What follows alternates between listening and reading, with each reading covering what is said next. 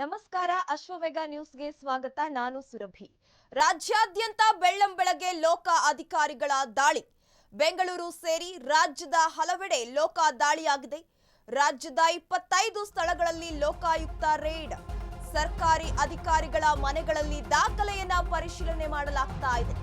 ಅಧಿಕಾರಿಗಳ ವಿರುದ್ಧ ಹೆಚ್ಚುವರಿ ಆಸ್ತಿ ಗಳಿಕೆ ಆರೋಪ ಕೇಳಿ ಬಂದಿರುವ ಹಿನ್ನೆಲೆಯಲ್ಲಿ ಮಂಗಳೂರು, ಮೈಸೂರು, ಮಂಡ್ಯ, ಚಿಕ್ಕಬಳ್ಳಾಪುರದಲ್ಲಿ ದಾಳಿ ಮಾಡಲಾಗಿದೆ. ಬೆಂಗಳೂರಿನ 4 ಮನೆ ಮೇಲೆ ಲೋಕ ರೇಡ್ ಆಗಿದೆ.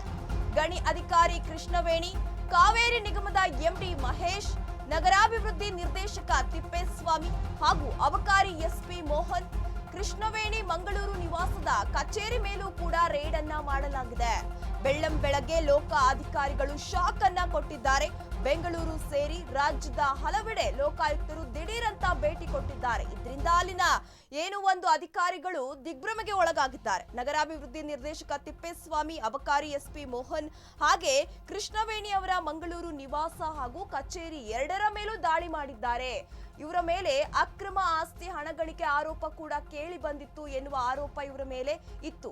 ಇಷ್ಟು ಚಿಕ್ಕ ವಯಸ್ಸಿನಲ್ಲೇ ಆಗಿರ್ಬೋದು ಅಥವಾ ಅಧಿಕಾರಕ್ಕೆ ಬಂದು ಸ್ವಲ್ಪ ಸಮಯದಲ್ಲೇ ಇಷ್ಟೊಂದು ದೊಡ್ಡ ಪ್ರಮಾಣದ ಆಸ್ತಿಯನ್ನ ಇವರು ಹೇಗೆ ಗಳಿಕೆ ಮಾಡಿದ್ರು ಅನ್ನುವ ಸಂಪೂರ್ಣ ಮಾಹಿತಿಯನ್ನ ಇದೀಗ ಕಲೆ ಹಾಕ್ತಾ ಇದ್ದಾರೆ ಲೋಕಾಯುಕ್ತ ಅಧಿಕಾರಿಗಳು. ರಾಜ್ಯದ ಒಟ್ಟು 25 ಸ್ಥಳಗಳಲ್ಲಿ ಲೋಕಾಯುಕ್ತ ಅಧಿಕಾರಿಗಳು ರೇಡ್ ಮಾಡಿದ್ದಾರೆ. ರಾಜ್ಯದ 25 ಸ್ಥಳಗಳಲ್ಲಿ ಲೋಕಾಯುಕ್ತ ಅಧಿಕಾರಿಗಳು ರೇಡ್ ಮಾಡಿದ್ದಾರೆ.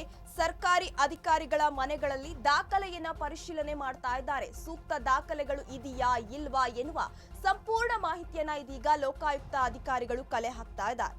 ಬೆಂಗಳೂರಿನ 4 ಮನೆ ಮೇಲೆ ಲೋಕಾಯುಕ್ತರು ರೇಡ್ ಮಾಡಿದ್ದಾರೆ.